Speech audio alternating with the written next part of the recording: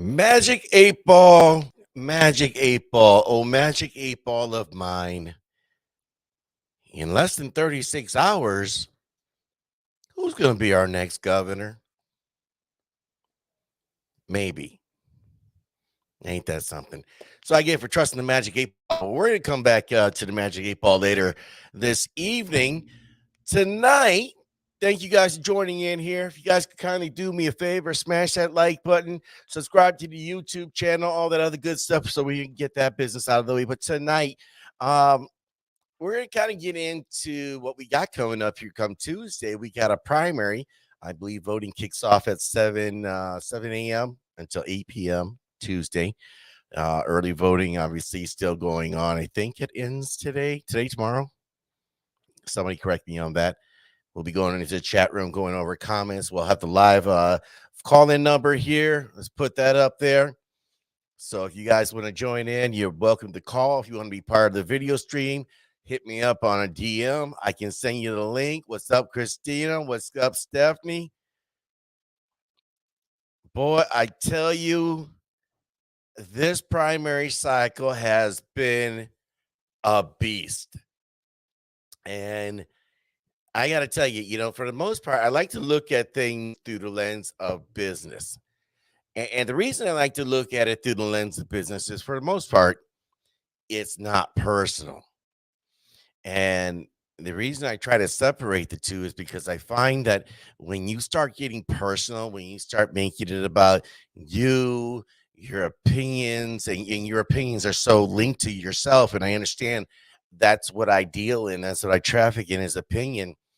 But I try to make my opinion to be as impersonal as possible. I try to make it reasoned, thoughtful, all that other stuff.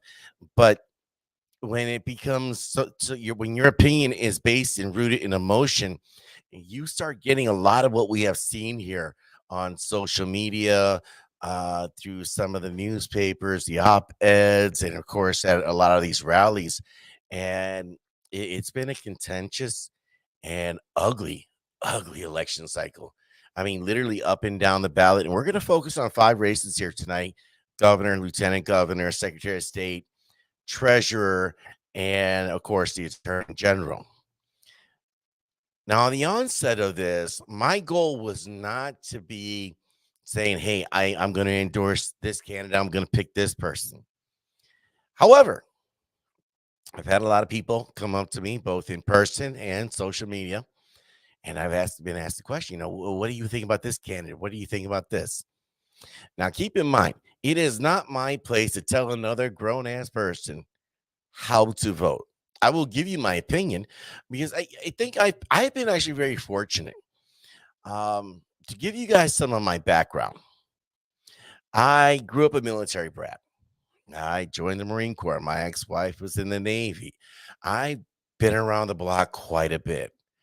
I have extensive knowledge and, of course, learning about people, different cultures, different places, behavioral habits, things like that. So that kind of gives me a unique insight into just how people act in general. That's important because I think when we're starting to look at politics, we start looking at things like heartstring issues, table issues. We start taking a look at issues that are, say, more single focused to individuals. So I've got that feel from a lot of different places around this country, and quite frankly, around the South Pacific as well too. So not an expert, but I do have some knowledge. So take what I'm saying here with a grain of salt, because like I said, it's not for me to tell you how to vote, but I'm going to give you my opinion. Because as we watch these elections unfold, one of the things that I've picked up on is that I think that I can easily deconstruct and construct each one of these people's campaigns. Now, I'm not going to do that here tonight because we can spend all day, especially on that lieutenant governor's race with like 8 people in it. Freaking ridiculous. 8 great people, I might add. But so we're gonna dive into that there. Kim, what's going on? How are you? Let's just give shout outs in here. So we got Kim here. Good to see you. Stephanie, like I said earlier, if you guys aren't checking out Stephanie's live streams, you guys need to make sure you get the opportunity to do that. Stephanie's starting to do that more. And I want to definitely do what we can to help promote that out, of course. And then let's see here, Christina Estenson. We just had her husband on the other day, Dave, and great show. If you guys haven't had a chance to check that out, you definitely want to see what's up with that. We got Cheryl here in the house. What's going on? Good to see you. Good to see you, Miss Robinson. Miss Darlene Wink, what's going on? Good to see you tonight, too. Now I'm going to be going over these races, and you guys, throw your opinions out there. It doesn't matter.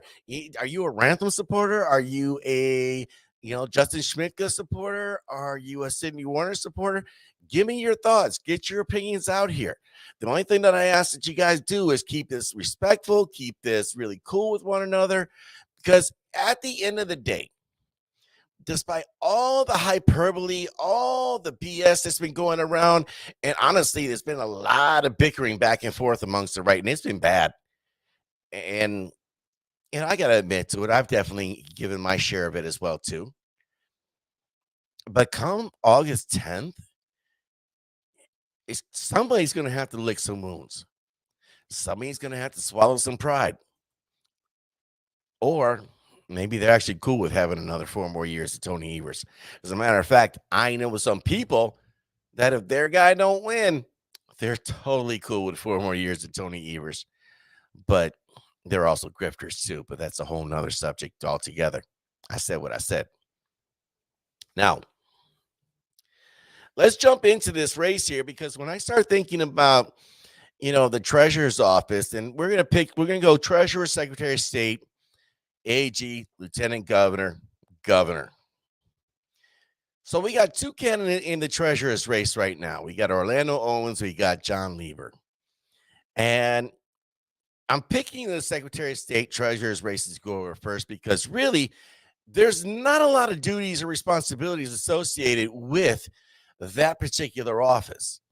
A lot of it is because it's been stripped over the years. Legislatures given them powers before in the past and taking them away, but it is a constitutionally mandated office. This is important to understand. Orlando Owens, he's been on the trail here almost a year to date right now. I think we're plus minus a few days on that, but he's been hitting up everything. He's been hitting up, county fairs, various get-togethers, bars, restaurants, pints and politics. He's been going to GOP events, Patriot Group events, you name it. He's been going all over the place. And I've had the opportunity to work with him actually from the inception of his campaign. So there is bias in there. So let me, of course, put that out there. On the other hand, you got John Lieber. John Lieber, he just got into the race here, I think, a month before convention. He initially was saying how, hey, I'm just here just in case. Well, he's got an idea of just in case. And again, remember, I have my bias here. John Lieber's definitely taking any missteps that Orlando Owens has taken, and he's run with that. Journal Sentinel came out with a piece talking about Orlando's past, his bankruptcies and a failed business. And when I say bankruptcies, it's actually bankruptcy, singular. Well, in the mid to late 2000s, the economy was pretty much crap. If anybody remembers the housing market crash of that time. And if you were in the middle of a divorce at that period, things were even worse than that. But obviously, we've got that. Orlando has that hanging over his head. John Lieber, though, he's got some business of his own. Credit to Adrian Melby down there in Racine County, did some digging up, and apparently a complaint's been filed with the WEC in addition to the Racine County Sheriff's Department. Story told on Fox 6 News, and I have posted a link earlier today, so you guys make sure you check that out, because it looks like Mr. Lieber was living in Dane County while going to law school, but absentee ballot voting in Racine. Not sure how that works, especially after you got married and you're residing with your wife who lives in Dane County. So there's definitely some questions there. But what does the treasurer exactly do? Well, like I said earlier, the treasurer's office doesn't really have a lot of responsibilities. It's got, of course, the power of the bully pulpit.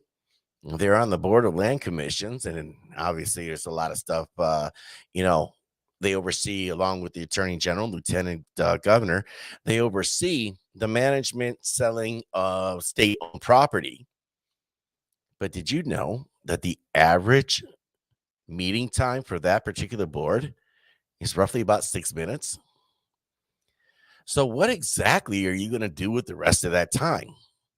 So, when I look at the two candidates, I see John Lieber saying, "Well, no, like, I only need, I'm the only person that needs to be doing this." All right, cool. I wouldn't have a problem with that if you weren't being paid 70 plus $1,000 a year. So, what are you going to do? An hour of work a week, an hour of work a month? I don't think so. Lieber actually has accused Orlando Owens of expanding government. Interesting thing, though, if you actually listen to what Orlando Owens says, he's talking about restoring the constitutional powers from the state of Wisconsin's constitution to giving it back the authority that it had, and everything from subpoena power, oversight, taking a look at the books, everything else like that. In other words, Orlando actually wants to work for the paycheck that's coming there. So to that end, when I look at this, and it's been no secret or anything, but Orlando's been the person that I have endorsed, obviously from the get go, but in a formal sense, just a few months ago is when I actually outright said that, and of course, that's where I stand with that right now. Let's see. You know me, I gotta check on like several different sites here, but yes. So when I look at this race here, part of my criteria is who are the individuals that have been putting in the most work? Who are the people that have been getting out there? Who actually gives a damn about the people of the state of Wisconsin that want to see things better? When I look at this, between these two candidates, I see people that have been involved in party politics for some time. However, when I take a look at Orlando Owens, I see somebody who has been involved in party politics, yes, but it's on the county level. He has been working with outreach. He has been part of the Joseph Project, one of the co-founders of that. He has also been involved in job development, workforce development. He's been involved with Senator Ron Johnson for the past 7 years. That resume is impressive. John Lieber, on the other hand, very close ties with the Racine County Republican Party, and do your homework on there because that's not necessarily the best badge of honor for a lot of folks these days.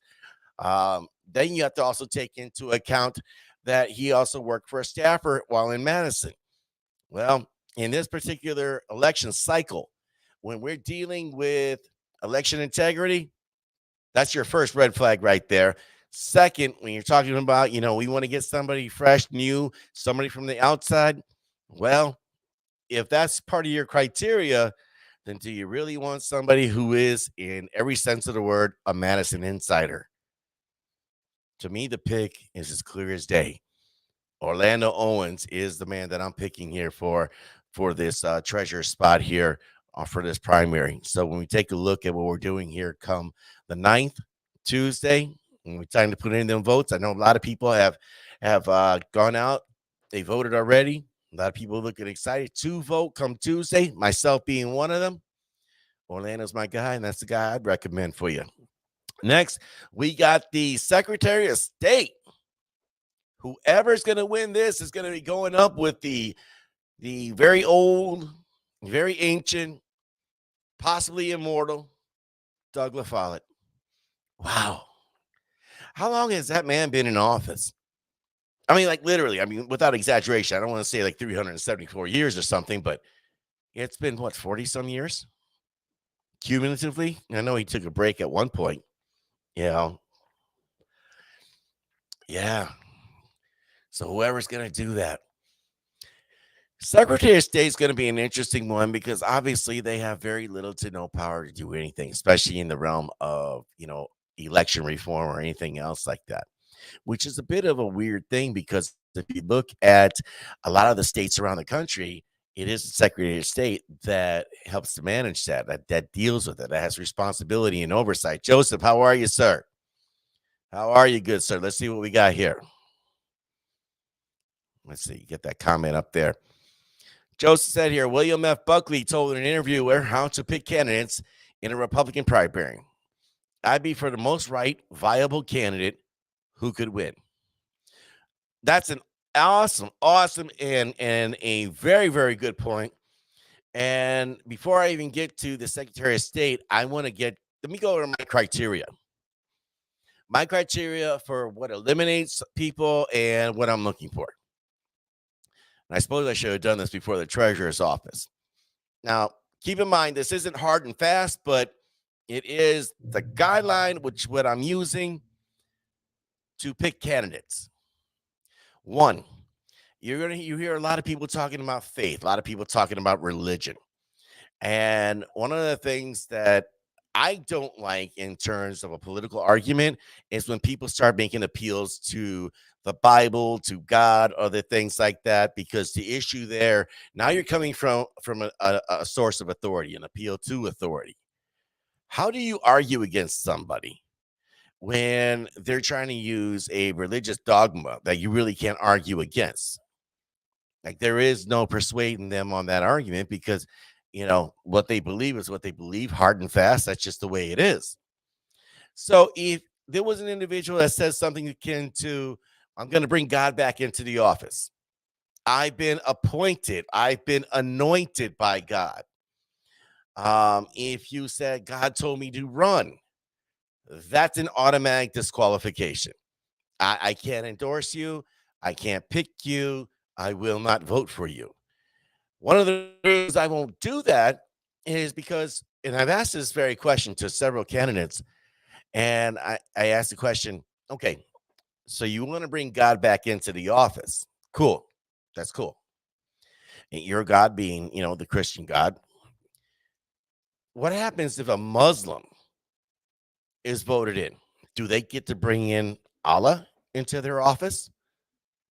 Do you see what I'm saying? I have no desire for a theocracy. I have no desire for any type of, religious push. Now, I know people have told me, like, well, we were founded on Judeo-Christian principles, and that is true. Absolutely 1000% true.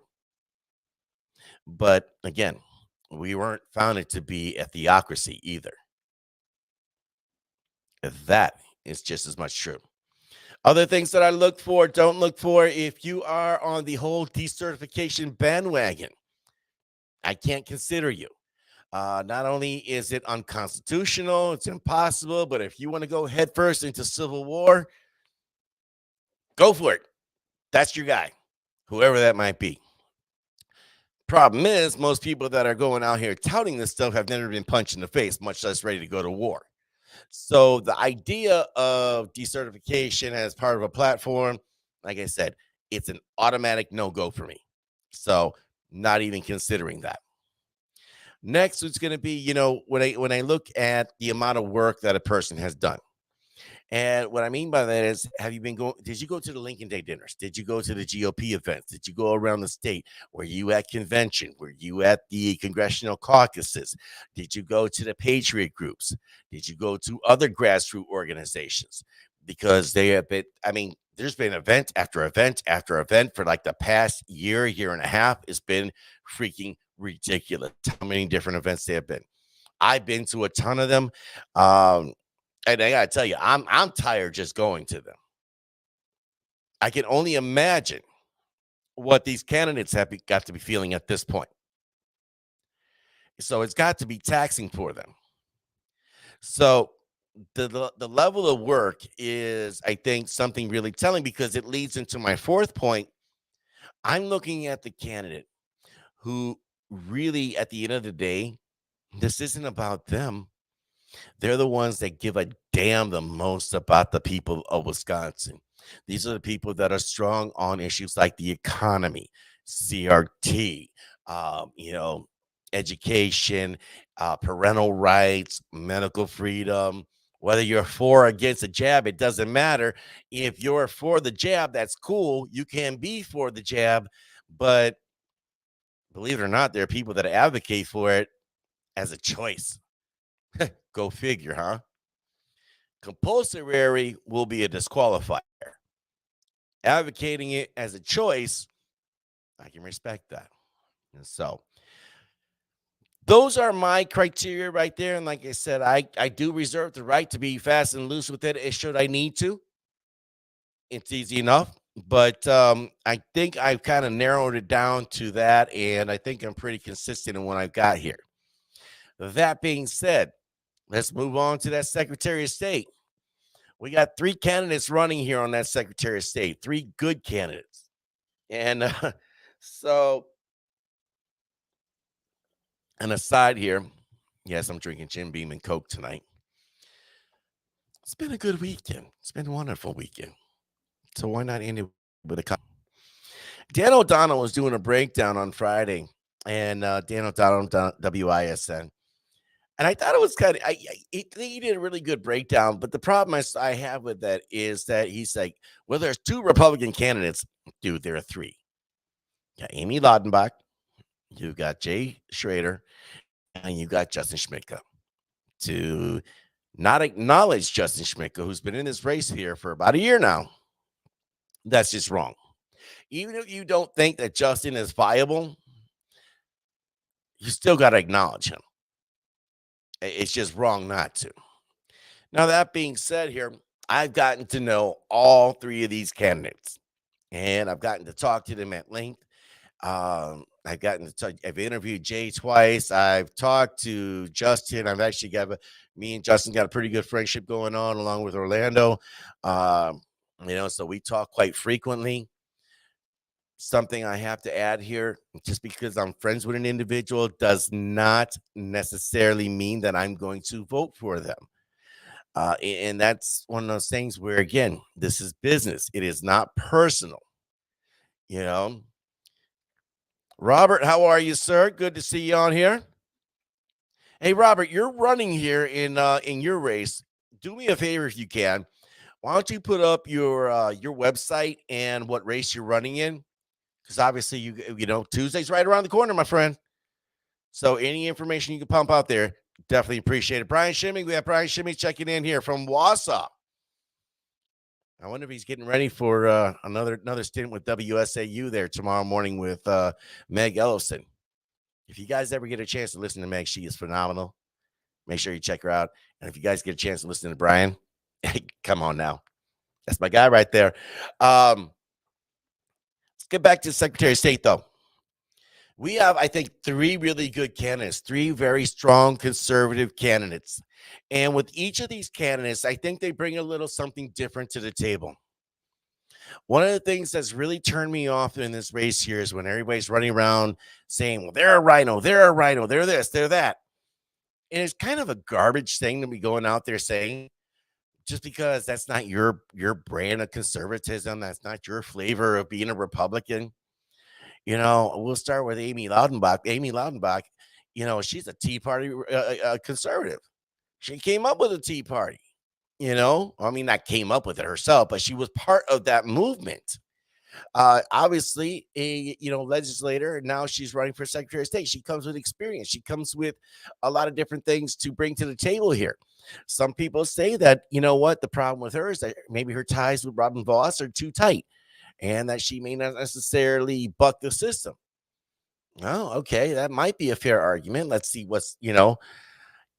but I think the cons don't outweigh any positives she has. Jay Schrader, great guy, very smart. Jay comes in here. Obviously, he's ran for office before. He ran for Secretary of State at one time. I believe he has something like 48% of the vote against Doug LaFollette. Again, you're running against Doug freaking LaFollette.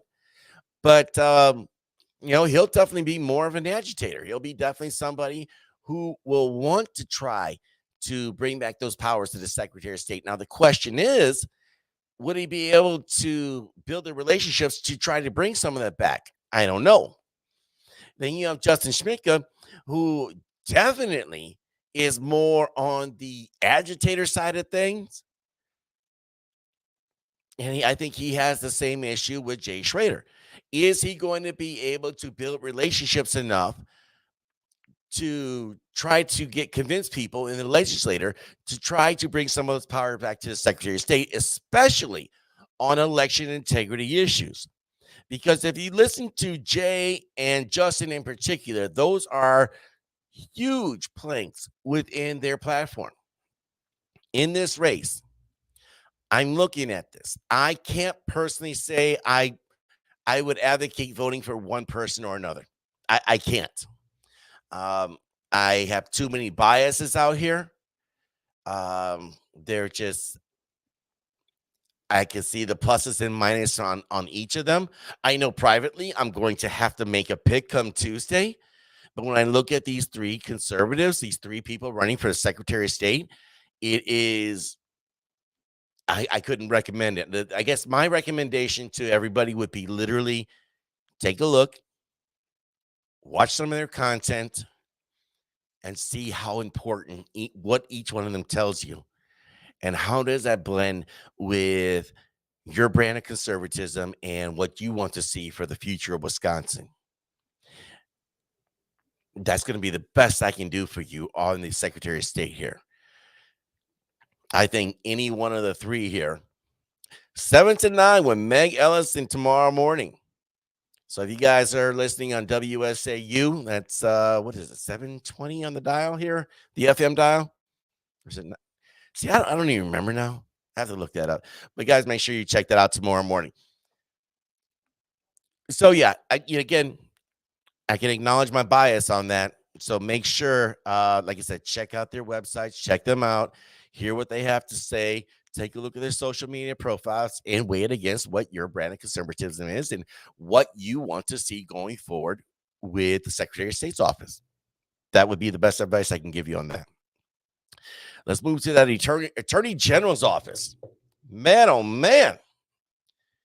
Magic 8 Ball of mine. We got 3 people running for Attorney General. Who should we pick? Well, let's go by process of elimination. This one's actually an easy one for me. I take a look at Karen Mueller, and I've interviewed Karen Mueller. Very smart woman. The problem that I have with what Karen Mueller has talked about, and she's gotten better on the campaign trail as the weeks have gone by. The problem is that her main focus is on COVID, election integrity, but speaks very little regarding the criminal element throughout the state of Wisconsin and other matters that are more related to the Attorney General's office. Her focus is more so on, and when I interviewed her, I was kind of really floored by this when she said, doctors and hospitals were literally killing and murdering people. The video is still up on YouTube, so feel free to check her out. And she just stops short of defamation. And that is just something. If you're going to say something like that, then you need to have your ducks in a row. You need to have everything lined up. You need to know what you're talking about. And I have serious concerns that having someone like that as an attorney general would just doesn't end well. I don't think she has the name recognition nor the viability. So that leaves us with 2 candidates. You got Adam Jericho, you got Eric Tooney. Adam Jericho, I've seen him speak. The guy is charismatic. He is smart. He is charming. He's intelligent. He can really just, pop it off and just bring you the fire. He is a civil attorney, former legislator himself. However, he definitely does come with some baggage.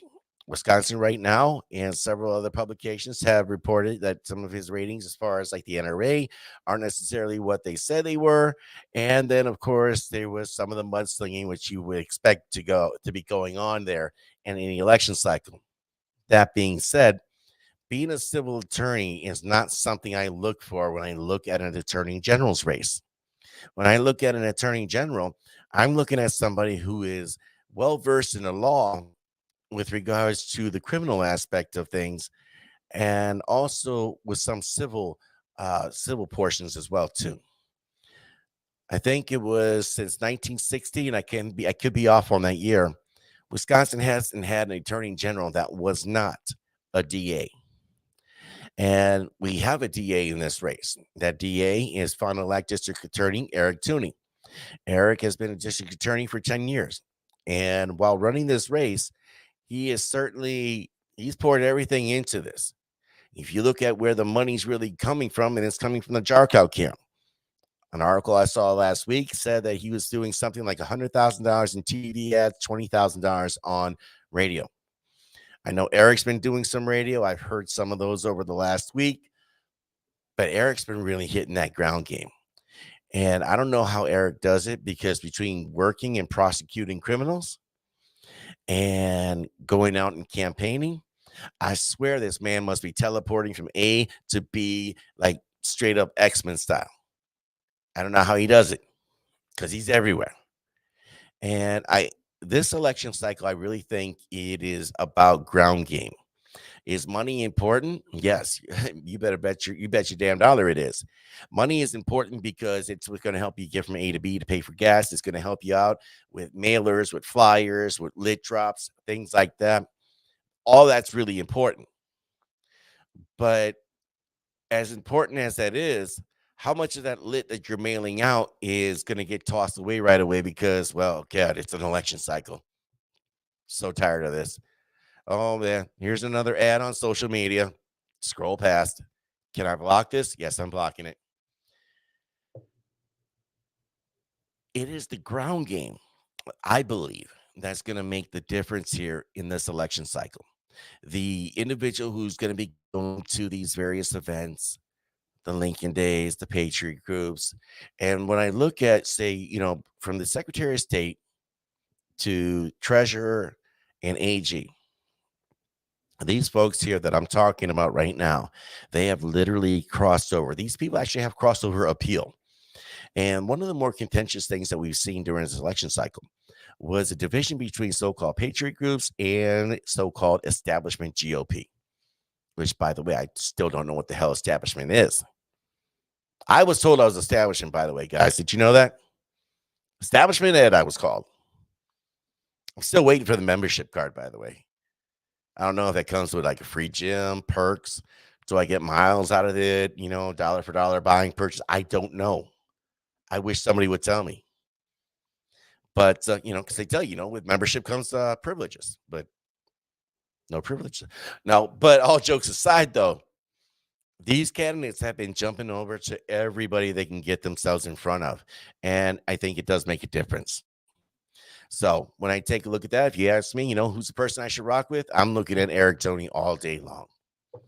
Lieutenant governor's race. You want to talk about another one that's too close to call? This one's a tough one.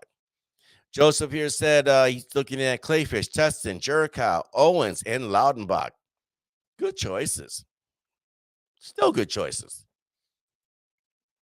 By the way, live call-in number, if you want to join here, if you want to chime in, if you think I'm full of it, if you agree, give us a call here, 920-376-9400. That is the Skype line. If you want to join in this conversation, this monologue, this diatribe of mine. What do I got here? Senator Ron Johnson is poised to do what? Senator Ron Johnson is poised to win Tuesday's primary.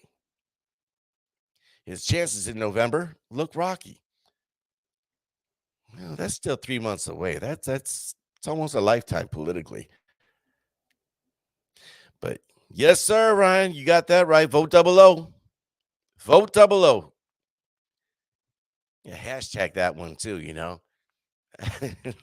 I love seeing that when people start doing that. Vote double O. Whoever did that shirt, that was awesome.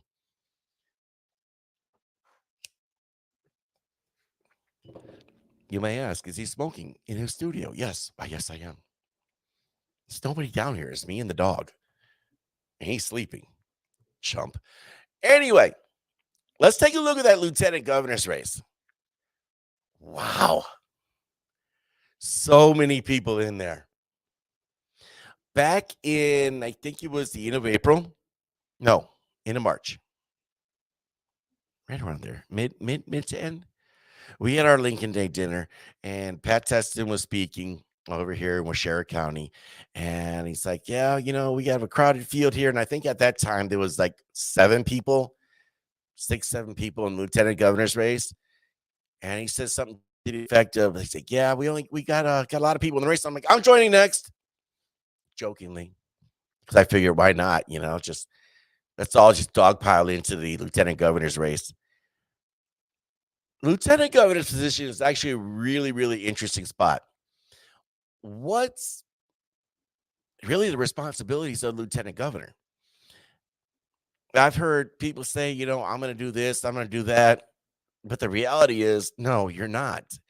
You're essentially going to do what the governor tells you to do, because when you win this primary, whoever's going to win it, you're running as a ticket with the governor. And most, most people don't vote for lieutenant governor. They vote for the top of the ticket, the governor. Um, I might be one of the very few people that actually look at both. Now, there may be somebody who, for example, let's say, well, let's go back to 2016. I really didn't vote for Trump. I voted for Mike Pence. I kind of figured, well, you know what? If Trump kind of really screws this up, well, dang, you know what? At least we got Mike Pence to fall back on. So in that case, when I look at both the top of the ticket and the next tier down. So that's kind of how I look at this. Now, the lieutenant governor, of course, can certainly etch out something.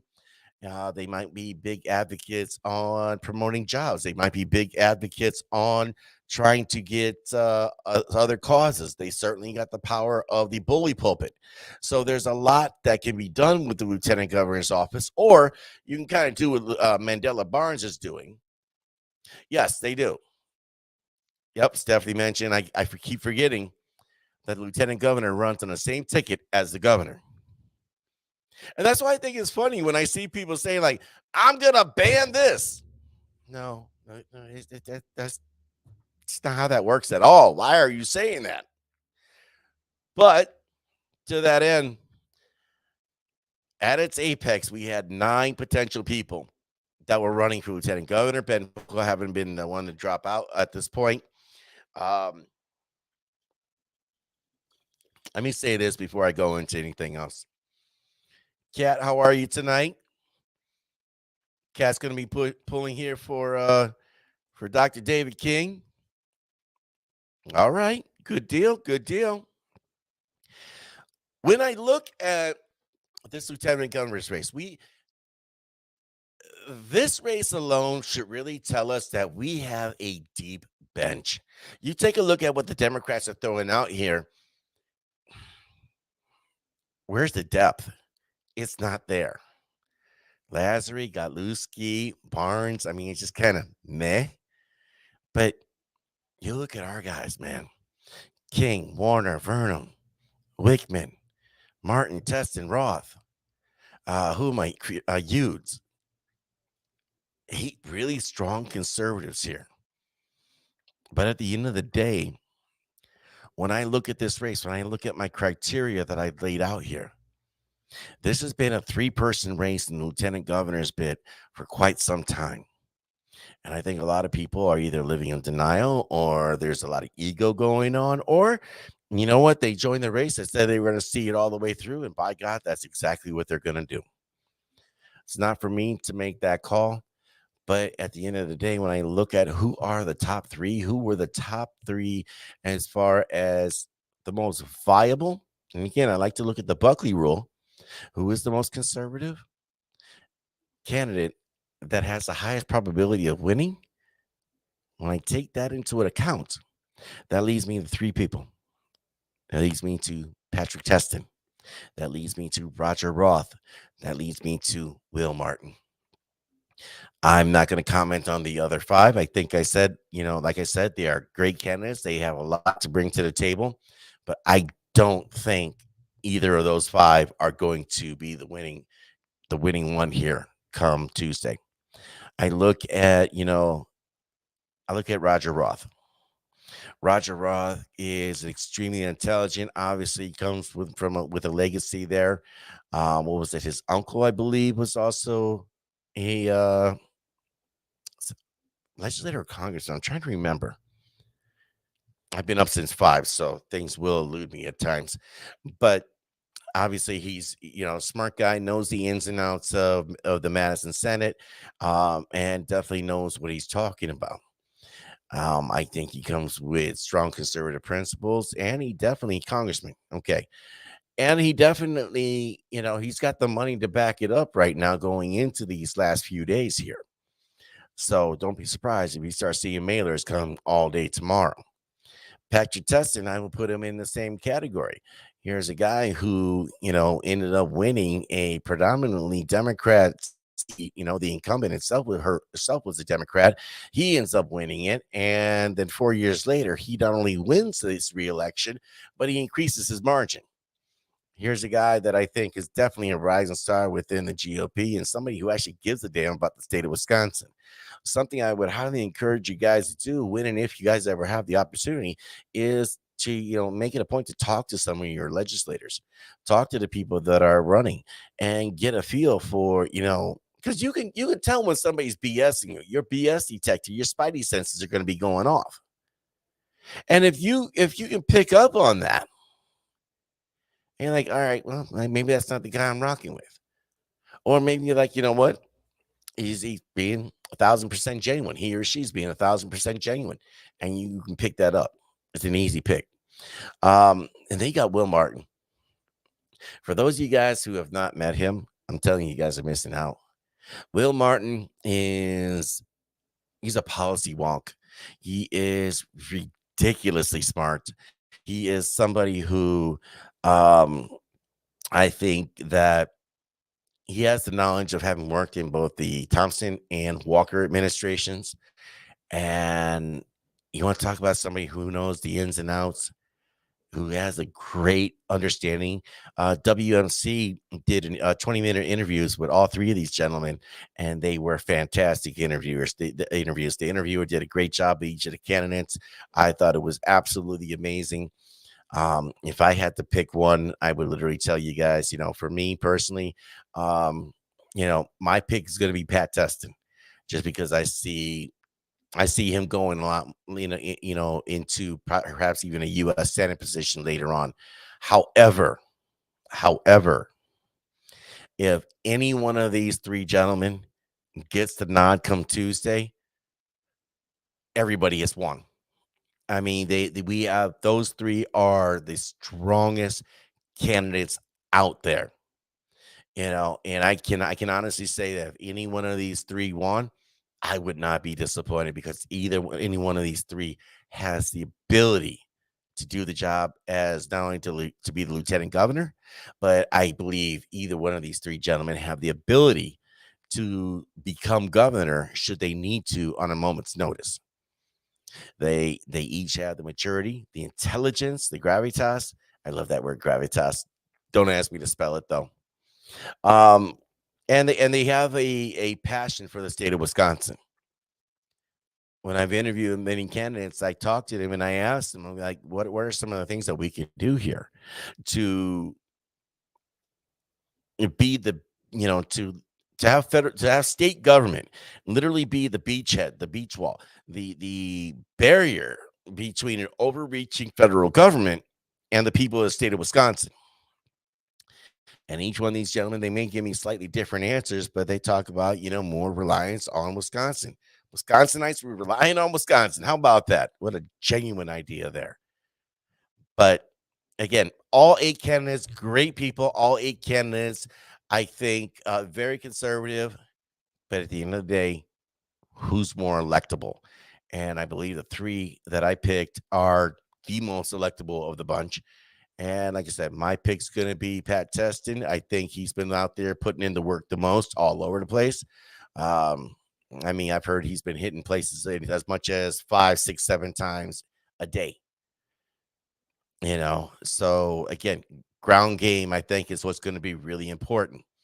So, but again, it wouldn't surprise me if it comes down to a point or two, especially in that race. And it wouldn't surprise me if the winner of that race ends up winning with what, 23, 22%. And second place is within what, 1 point. It's going to be a tight one. It's going to be a tight one. This finally brings us to the governor's race. Chat room, Facebook Live, YouTube Live. What do you guys think? Let's get a poll out here. What do we got? Tim Michaels, Rebecca Clayfish. What are you guys thinking here? Republican primary 2022, August 9. Let's get some names up here. What are you guys thinking? Are you thinking Tim Michaels? Are you thinking Rebecca Clayfish? Are you thinking Timothy Rantham?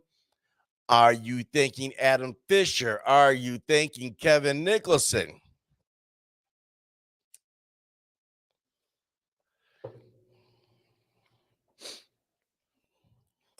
We got two for Rantham, or one. One here. Got one for Clayfish. Stephanie mentioned that Pat Tesson's working very hard. Will says that, or excuse me, Darlene said Will is very impressive. Yes, indeed he is. And he's personable too. Like very, very, like very personable. But yeah, interesting. Let's break down each of the five candidates here. And I say five because, yeah, I know Kevin Nicholson ended up dropping out. I know. Your boy Kevin Nicholson still scored pretty high in that Emerson College poll. It was interesting. People are like, well, they got it wrong in Arizona. Do I look like I live in Arizona? Do I look like I give a damn about Arizona? As a matter of fact, they were wrong about Arizona, I think, by just a couple points. So it's not like they were 538 wrong. Yeah, Nate Silver's doing a bang up job. I don't know how he still has a job after 2016. That one's funny. Well, I guess when you have your own website, you can do that, but your own firm. But no, Nate, I'm not. I'm just busting your chops. Or am I? Emerson Law Pool or Emerson College Pool had a pool that they put out. And there were other sub polls that went along with it, but the main poll that was sent out, it was really telling because it had Adam Fisher with 1%, Kevin Nicholson with 7%, it had Timothy Rantham with 13%, Tim Michaels at 39, Rebecca Clayfish at 41. Sample size was 900 people, margin of error 3.2%. So still within the margin of error. I don't know. Let's deconstruct both of these candidates first. And I'm going to start all the candidates here.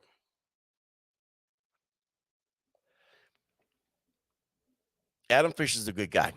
I would consider Adam Fisher to be a friend. As a matter of fact, many of these candidates that we're talking about here tonight, I would consider them to be friends of mine. Um, Great people. I've gotten to know them over the last year.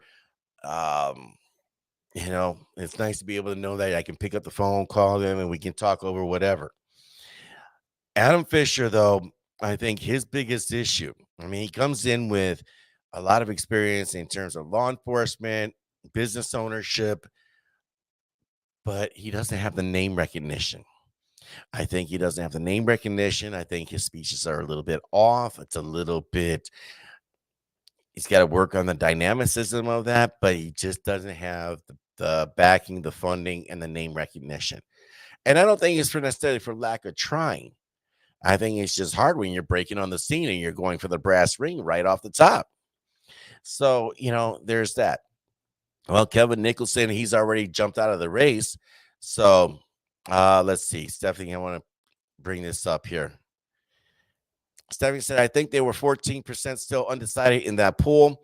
We'll be curious to see which way those votes break. Yeah, and I had heard that in the graphic that I saw. They didn't have that calculated in there. But I know some of the other polls had a deeper breakdown. So, yeah, that would be interesting because we know there's going to be undecideds up until the very last day. How are they going to break? Are they going to break more toward Michaels, Clayfish, Rantham? How is that actually going to work? I don't know. It's going to be a tough one. Yeah, Kevin Nicholson, obviously, he dropped out of the race here, several weeks back. So he's still on the ballot. So the ballots are going to be what they call spoil ballots. It's going to have people that have already dropped out We're going to see that also on the Democrat ballot as well, too, because the only real candidate for lieutenant governor there is Mandela Barnes. Everybody else just dropped out last week.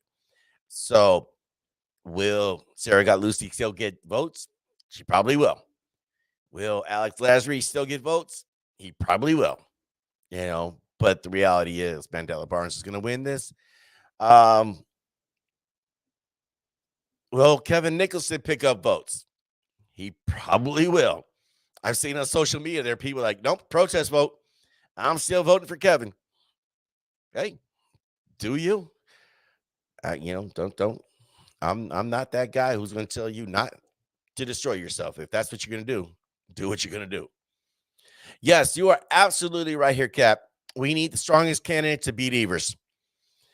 And it's funny because I think with each one of these candidates, we can deconstruct them all day long. And we would be right to do so. The problem is the Democrats are not only going to deconstruct, but they're going to make things up. They're just going to go out full blast. Whether it's Rebecca, Tim, or Tim, they're going to be like, oh, they want to arrest all women. No, nobody said anything like that.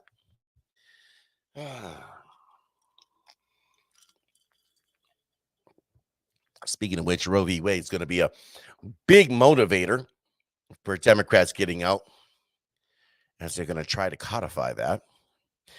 But Tim Rantham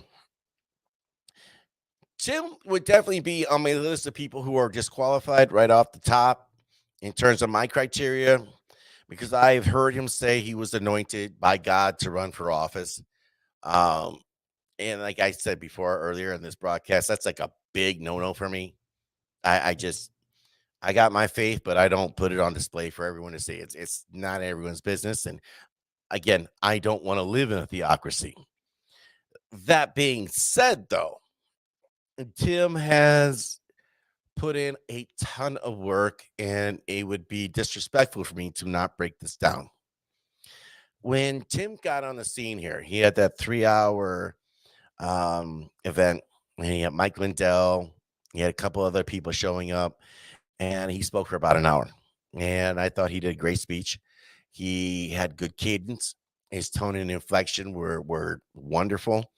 The problem I had was he spent the bulk of his talk on decertification, another disqualifier for me. And then, of course, he talked for about 10 minutes on 9 different, issues that he's more involved with. Well, the thing I think that I'm most frustrated with when it comes to Tim Rantham, other than some of his supporters have been just rabid in the past. And it's interesting because in the last month, they've kind of almost chilled out some. But I'll get to that part here in a minute, because I'm not going to hold that against him. What I am going to hold against Tim Rantham is during the debates, I feel like we had a different Tim Rantham, a night and day different, because on the onset, he came across as a single issue candidate. Some people have said one trick pony. But then you watch those debates, and now all of a sudden you got a guy who's multidimensional. He's talking about the economy, CRT, abortion, education issues, which he's on a school board. So, of course, he's going to have knowledge on that. He's talking about various acts of legislation. And, of course, yes, decertification, but that's not the only thing he becomes known for. And I firmly believe if we had the Tim Rantham from the last 2 debates at the beginning, we would be looking at a very different governor's race right now. I 100% believe that. As a matter of fact, I think instead of having Tim Michaels being endorsed by Donald Trump, you probably have Tim Rantham endorsed by Donald Trump. And then we probably could have avoided the whole hot mess from Friday night when Donald Trump's over here just trashing people's family and calling people rhinos, which was garbage, by the way. Just going to point that out. I know there's going to be some people like, no. Settle down, Sally. We don't deal with Trump sycophant syndrome here. We don't deal with Trump derangement syndrome. We don't do with Trump sycophant syndrome either. So I think Tim Rantham definitely had an opportunity. I think the Tim Rantham that we got in the last two debates, had we had him earlier on, it would have been a very, very different race. And you know, I think it was definitely missed opportunities. And like I said, I think that Emerson College poll, yeah, 13%. I think that's probably on the high end of what he gets in the race. Now, that being said, let's move along here to Tim Michaels. Tim Michaels is somebody, as I understand it from my research, he's been involved trying to run for office at some level since 1998. In 2004, he ran for U.S. Senate against Russ Feingold. And my understanding is he poured in quite a bit amount of money, but he still ended up losing by 11%, which, of course, tells you money doesn't necessarily guarantee you a victory. So, part of the Michaels family construction company, vice president of the organization, as my understanding, head of a bunch of different boards, lives part-time here in Wisconsin, 183 days. I know some people will tell you, well, that doesn't matter. He's still a resident. True. But if you're a billionaire, how much can you relate to the average person? More importantly, if you're a billionaire, you only live half the year in the state, and your family primarily lives out of state. How well do you connect with state issues? So, for example, one of the reasons he cites that, they have their kids going to school in Connecticut, and, God bless them. I want, you want to have the best education possible. And if that's where you think that's at, then do it. But I think you become more in tune with Connecticut education than you are with here in the state of Wisconsin. So I do have an issue with that. I also have an issue with the fact that he came in essentially at the 11th hour. What was it, a month or so before convention? And it was an interesting thing because I almost feel like I'm a victim of the Mandela effect, because I feel like nobody's talking about this. If you remember, prior to Tim Michaels jumping into the race, you had 2 weeks of a buildup. Was Tim Michaels going to jump in, or was Tommy Thompson going to jump in? Whoever was going to jump in, the other person was going to back. You guys remember that? Well, I remember it, and that just didn't sit well with me. Once again, Wisconsin right now did some digging around, and there's a lot of people within the Madison establishment, the swamp, as you were. I love using those words because it's like it's kind of ridiculous, but you do have old guard Madison folks there that were pushing for somebody because for whatever reason they didn't necessarily rock with Rebecca, and they wanted somebody like Tim Michaels or Tommy Thompson, and they ultimately ended up going with Tim Michaels. Again, you just came in here prior to convention. You weren't there for all the Lincoln Day dinners, the GOP events, or anything else like that. I you didn't put in the hard work. And I do have a problem with that. During the debates, I mean, he didn't know what DACA was. He slipped up on a lot of things. I think the bar was set so low for him that saying, I don't know, I need to look into it, which generally I can respect as an answer. But when that's your default answer, you're running for governor. All the interviews that I've done from gubernatorial candidates on down, not one person has asked me for questions ahead of time. All questions were on the spot. And I remember several of them telling me, including governor candidates, I'm running for governor. I better be ready for anything you throw at me. Hey, fair enough. To the reverse side, though, he self-funded. Make no mistake about it. You know, will he be beholden to PACs? No, not necessarily. I mean, he is a PAC, but at the same time, he definitely rolls with power players. So he's, and it's funny because everybody's always beholden to somebody. You think that Trump endorsement doesn't come without a cost? It does. Um, but I do think that Trump rally certainly hurt him. But I do believe he is a conservative. I just don't know to the degree of his conservatism. I don't necessarily know to his degree of his knowledge of the issues that deal with Wisconsin. And quite honestly, I think many of his surrogates, who many of them I'm extremely disappointed with, they are actually turning off a lot of people.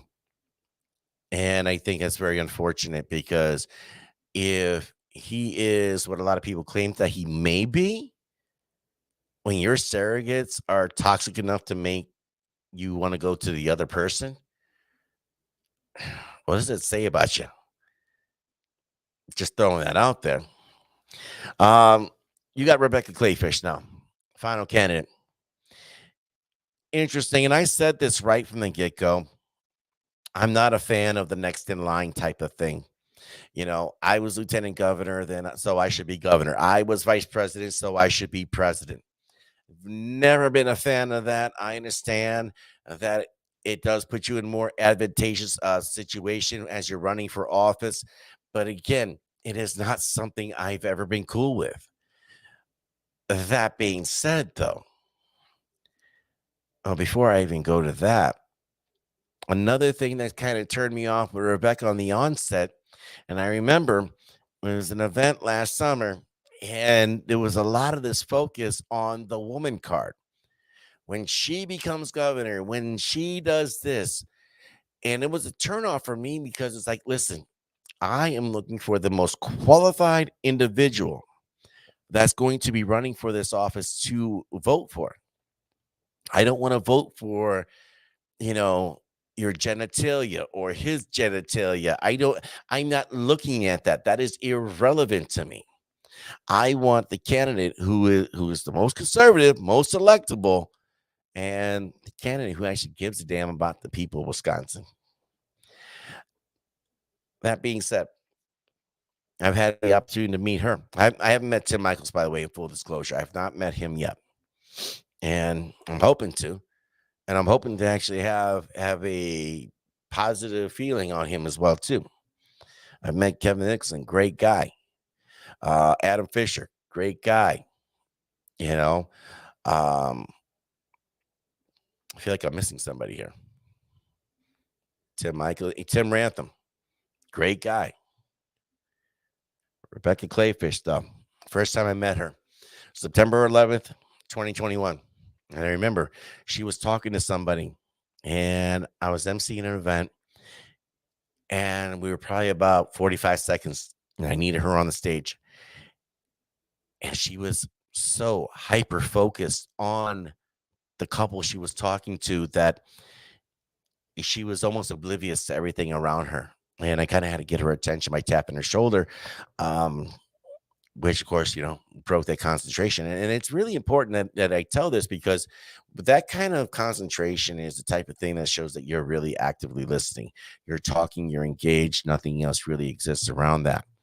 Some people say that it's scripted, some people say that's part of her television training, and maybe it is. But be it part of her training or what, it is definitely a part of who she is now. And if that's not your cup of tea, then that's fine. But you can't deny the work that she's put in. Here's somebody who has been heavily involved in 2020 and getting Republicans to run against Democrats who traditionally have ran unopposed. Here's somebody, with between the 1848 Project, Rebecca Pack, have found these candidates, help get them, secure them funding, and work on these causes. She was part of the women's suffrage organization. And it's rather a damn shame that, President Trump had to trash her on Friday by calling her a rhino when this was one of the women that were out there on the Women for Trump bus tour in 2020. It's funny with Trump, isn't it? Apparently, allegiance only goes one way. But when I look at the very fact that she is everywhere, having had multiple conversations with her, I remember I've been around the block enough where I know the BSers. I know the people that are trying to pull the wool over my eyes. I have I have sat with, generals and admirals. I have sat with, other elected officials in all my travels. And I've talked and I've conversed and I've been among some of the best bullshit artists that are out there. And I will tell you this, when I talk to Rebecca Clayfish, she is not in that category. She's genuine. She gives a damn about the people of Wisconsin. She actually wants to make a difference. And at the end of the day, when I look at both Michaels and Clayfish, because this is really a two-person race at this point, Michaels, I feel a little uneasy with because there's too many unknown variables. If Michaels wins the primary, will I vote for him? You're damn right I will. But I'm probably going to be more advocating for the lieutenant governor than I will be for him.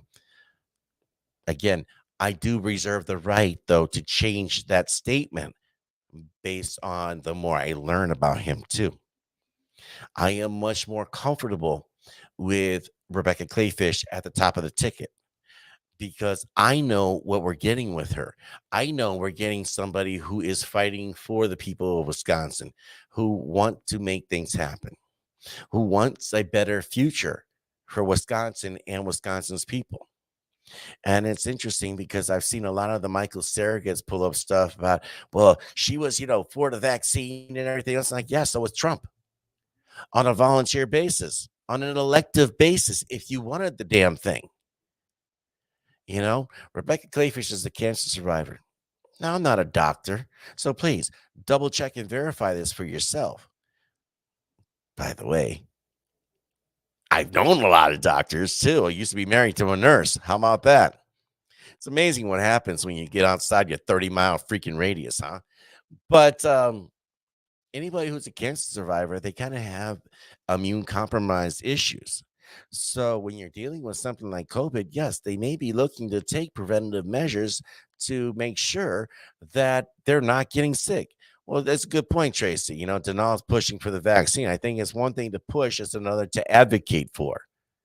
And when you're advocating, are you advocating to push it or are you advocating to as an elective, like, hey, everybody go get their COVID shots if you want to? That if you want to is kind of a big deal.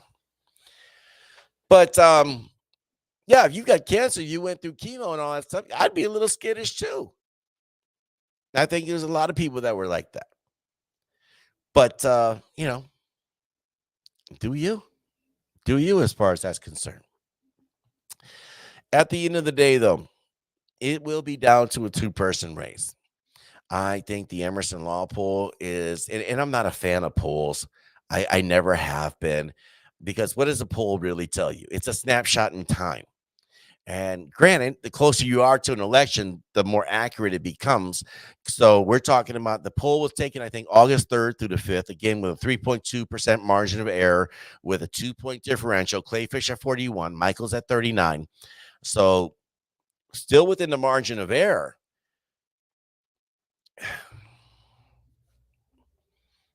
I think that's going to be what we're going to see Tuesday night.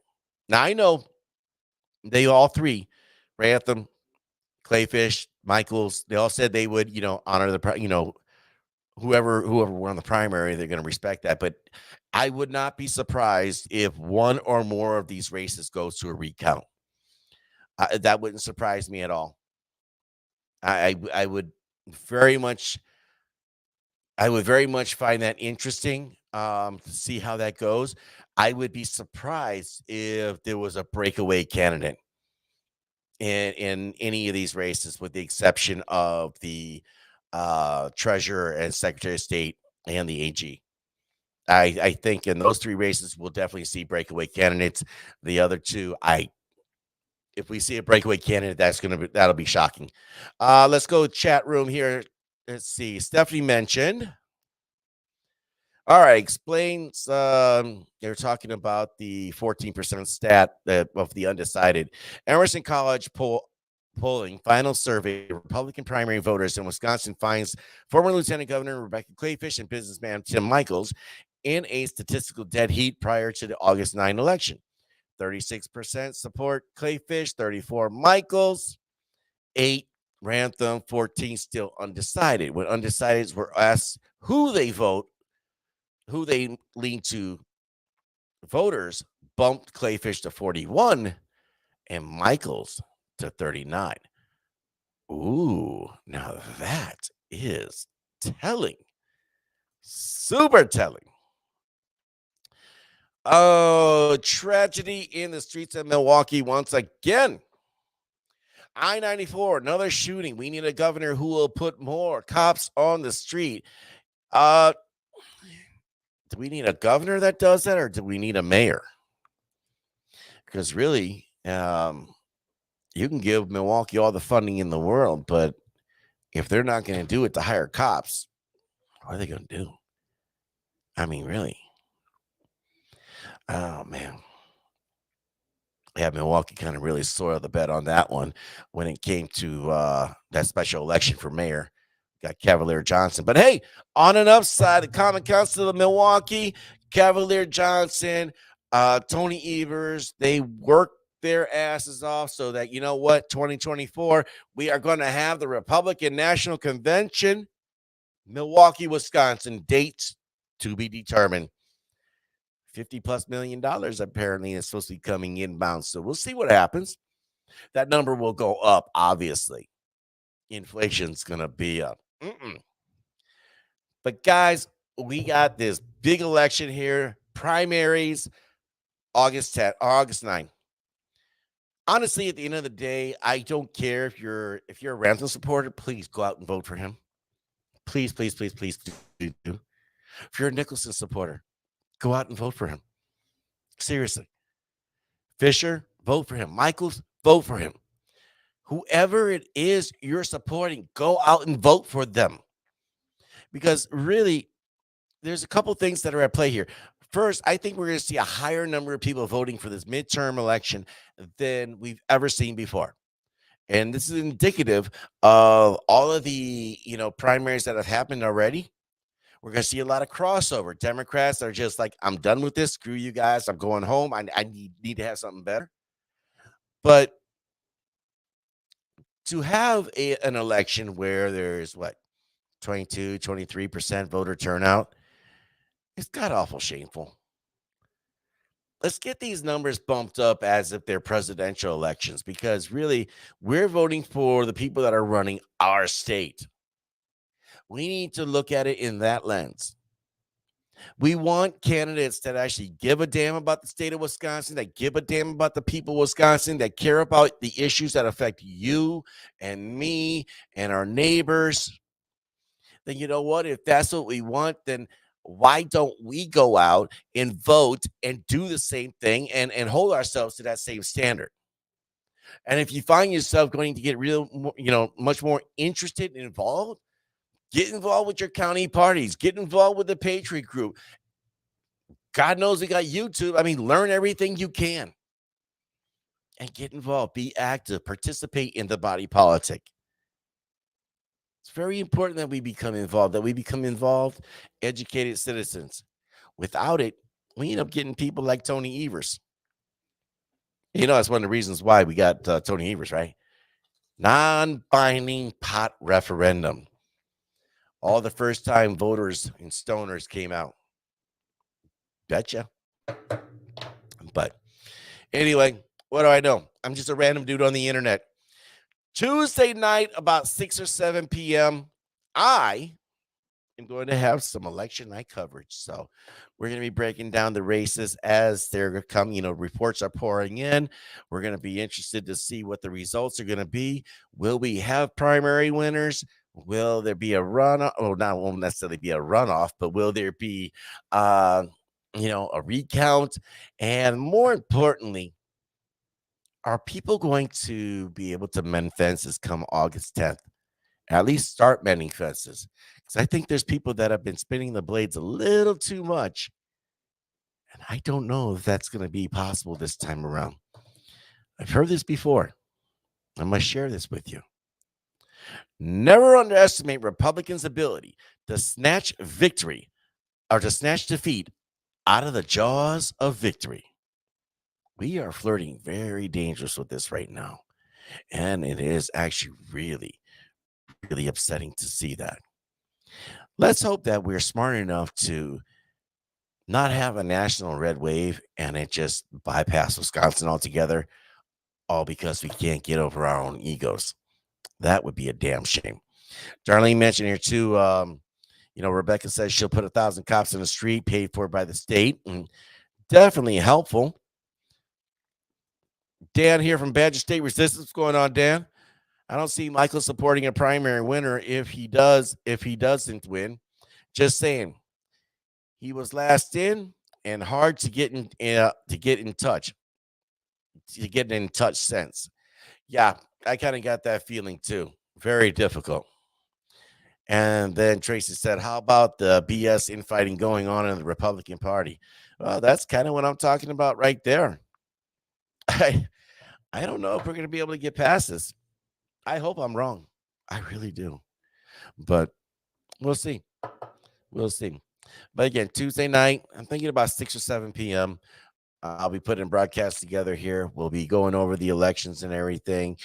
Feel free to come back on, like, share, check out the YouTube channel. I still haven't put it up here yet, did I? Let me check my banners. Of course I didn't. Why would I do that? Why would I not put my own YouTube channel here? Son of a biscuit eater. Anyway, yeah, live calling will be there. We'll have some guests on. We ran about an hour and 15 today, hour and 20. So I think we did good tonight. We did damn good tonight. I want to thank you guys all for joining in here. Amber shouting it out. Oh, no, she did that earlier. Amber was shouting out Rantham earlier. So we highlight it again. Why not? Tracy said here, people need to stop acting like they're in high school again. Funny side note. I said that earlier. It's like, it feels like it's High School Musical, except with like no talent and no good looking people. Just terrible. B-rate type of stuff. It's like the knockoff High School Musical. Terrible.